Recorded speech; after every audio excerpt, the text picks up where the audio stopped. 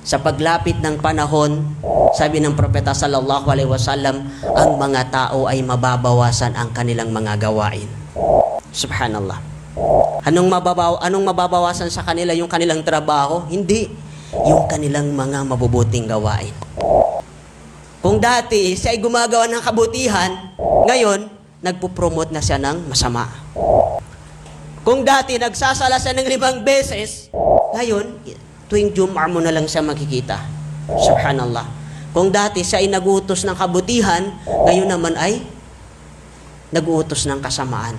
Yan yung mga panahon, sabi ng propeta Muhammad sallallahu alaihi wasallam, na habang patagal ng patagal, yan yung lumalapit sa atin na panahon, na kung saan yung mga mabubuting gawain ng mga tao ay magkukulang. Dahil mas marami ang paggawa nila sa mga ipinagbabawal ni Allah subhanahu wa ta'ala. Wayang kusul amal. Mababawasan ang kanilang mga mabubuting gawain at mas mananaig ang paggawa nila dun sa mga masasamang gawain.